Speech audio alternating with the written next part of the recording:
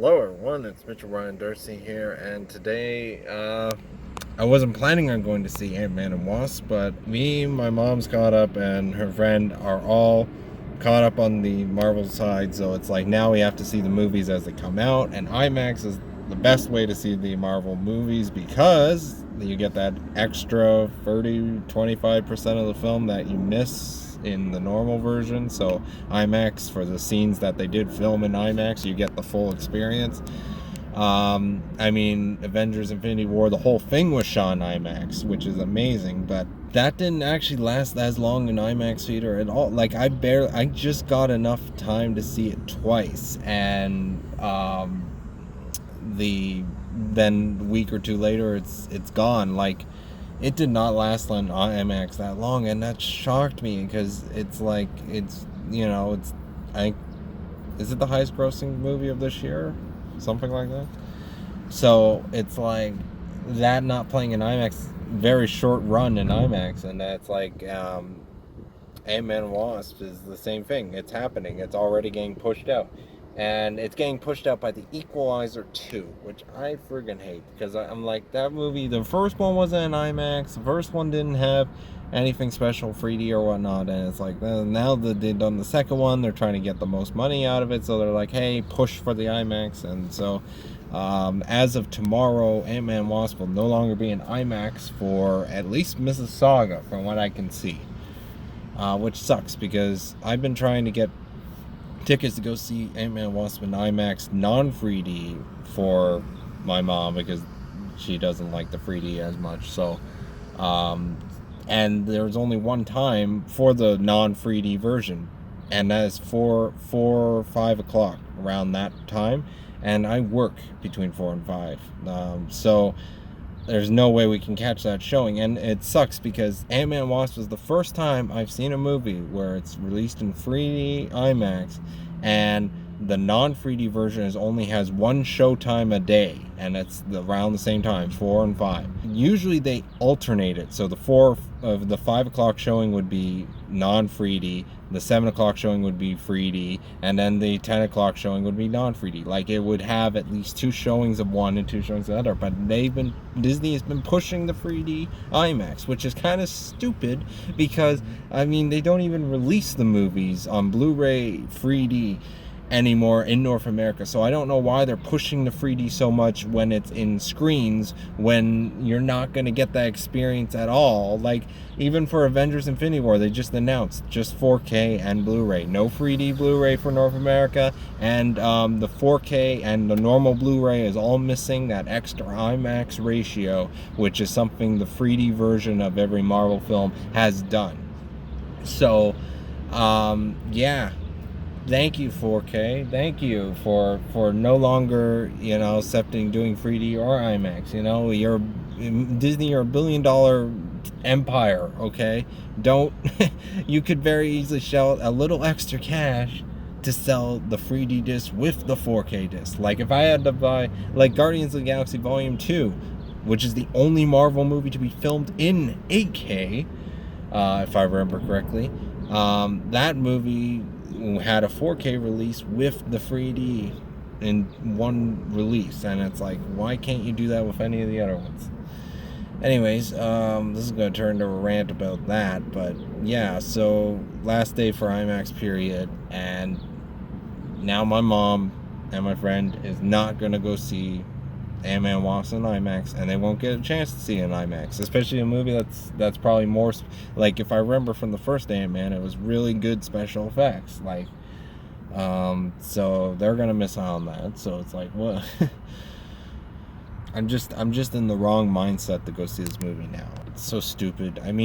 Cineplex has theaters so close together. It's like, you can't have one theater show one movie in IMAX and then show a different movie in IMAX. Like, why does all movies in IMAX have to be everywhere at once or nowhere at once? Like, honestly. Like, there's only one other theater I know of that may still have Ant-Man and Wasp in IMAX the next week, but it's like I have to go all the way downtown Toronto with my mom and my friend just to go see that movie. So it's like, ugh. And it's like, do I want to see this movie twice?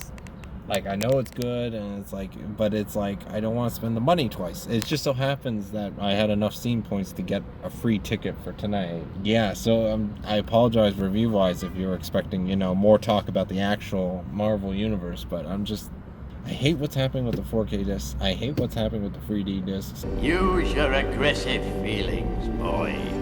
Let the hate flow through you. I hate the state of movies in general with theaters. I mean, it's a fucking monopoly with Cineplex up here. I mean, down in the States, I think it's just AMC. We used to have a choice between AMC and IMAX. Or, no, AMC and Cineplex up here, I think. And then Cineplex bought all the AMC theaters. So now there's, like, next to no competition.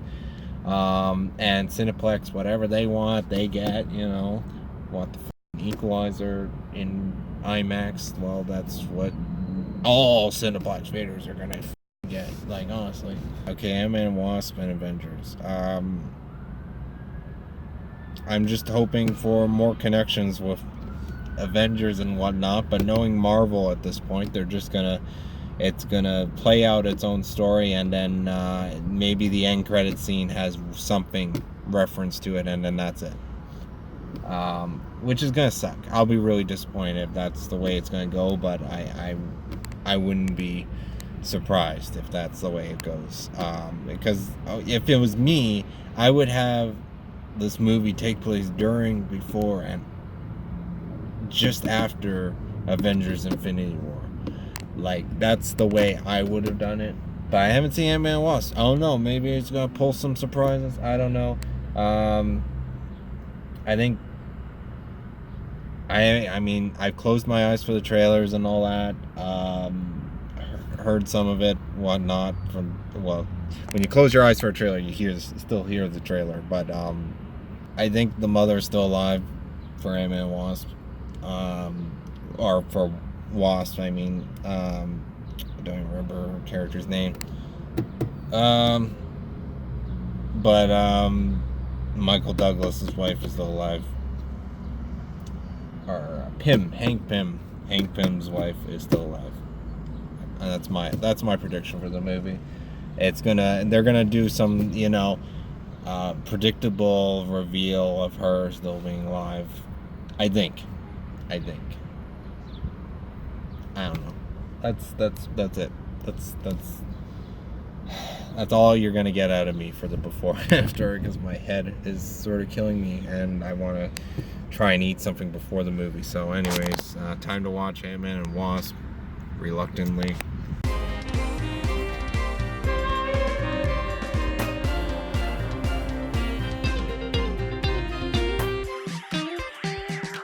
I just watched Ant-Man and Wasp, and it was good. I enjoyed it. The only thing is there's a couple things I sort of had felt not really problems, but it's just once again, it's like I could have been done a little bit better. I'm such a critic now. Oh my gosh, I've gone to the dark side of movie reviews.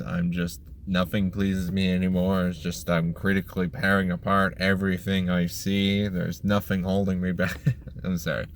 It's just moments in the film. It seemed like some things jumped a lot editing wise. Like, for example, Ant-Man's in the water, and then he gets saved by the Wasp, and all of a sudden, like, instant shot cutaway, they're already saved on he's safe on the dock. And it's like, it feels like there's moments throughout the thing where it felt like there's a missing little shot. It felt like there was some missing shots in between certain actions and certain events. I mean, it was a fun little movie overall. I will say though, I was quite pleased with the end credit scene, because that was literally I was expecting. I'm like, I said it. I don't know if I said it in my Avengers Infinity War review, but I'm like, I wanted to see Ant-Man Wasp, because I'm like, maybe during the movie, all of a sudden, people just start turning to dust. Like, stuff like that. So it's like,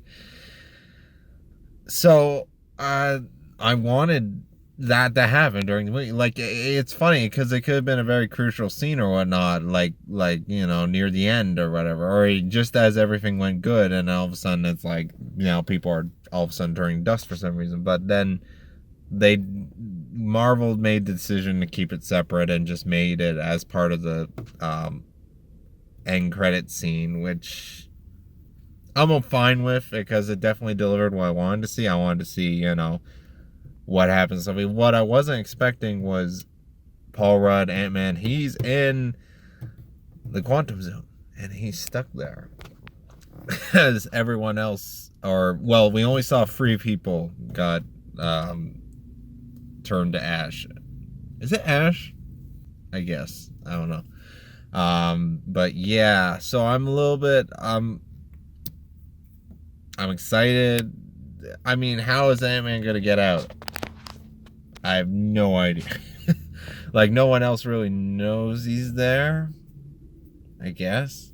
I don't know. I didn't really want to do a video on what I expect Avengers Infinity War, or I was going to say part 2, but Avengers 4 is going to be like. And apparently in between here and this movie and Avengers 4 is the Miss Marvel movie.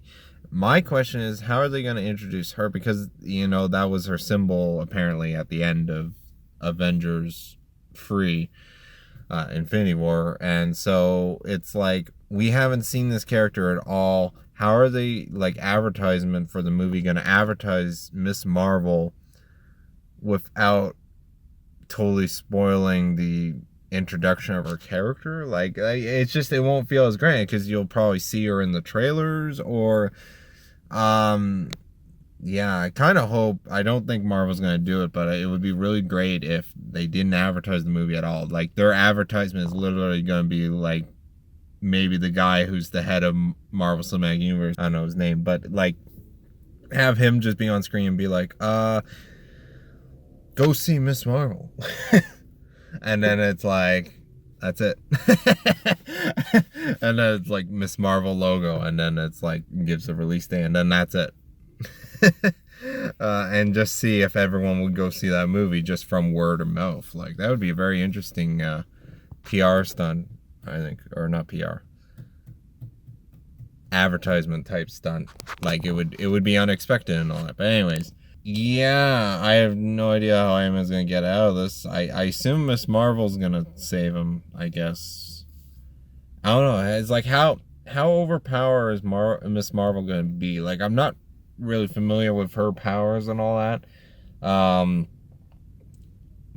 Is she gonna be OP? Is she gonna break the Marvel universe? Like, those are my questions. And also, Avengers. Okay, so the Ant-Man movie was good.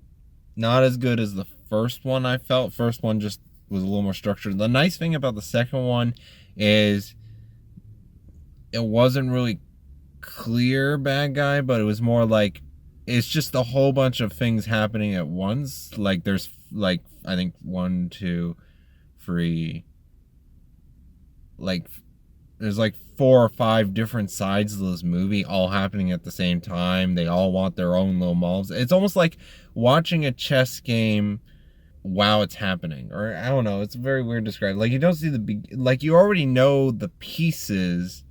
It's just the board gets set up and everything just goes, which is, it's nice. Movie wise, like, I think there was a little bit, the intro wise,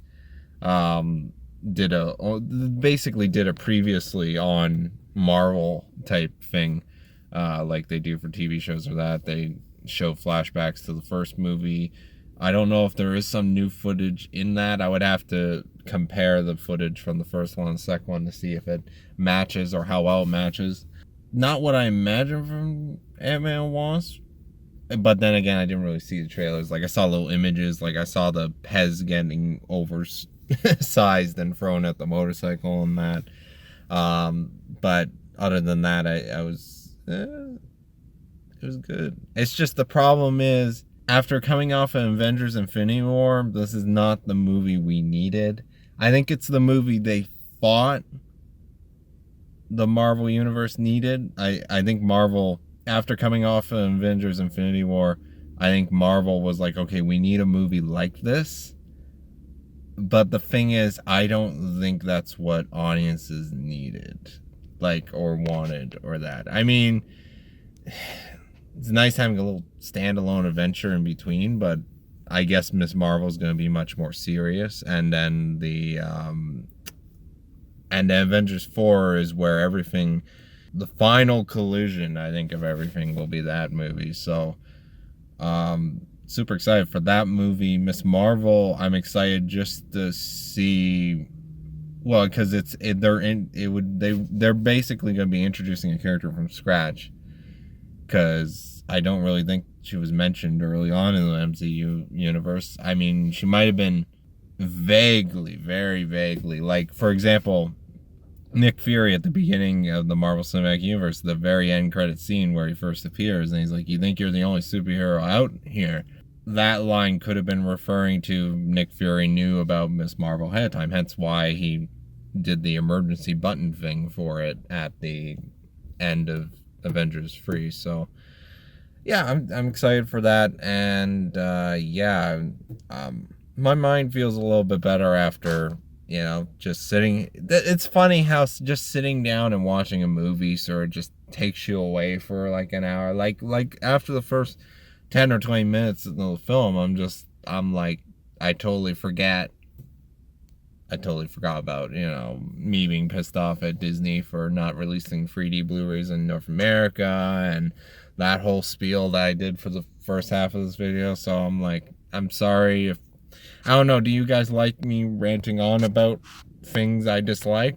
Or do you just, or you're just like, cut that out, Mitchell. Yeah, get rid of it. I don't want to hear any more rants or your opinions, or I don't know. Comments would be appreciated. Anyways, bye. Yeah, oh, that's right. I want you to have a nice day or night or whatever time you watch this. Have a nice whatever. Thanks again for watching. I want to know what you thought of Ant-Man and Wasp. Let me know in the comments below. Check out my other stuff if you want. It's entirely up to you. No pressure, Thanks for watching.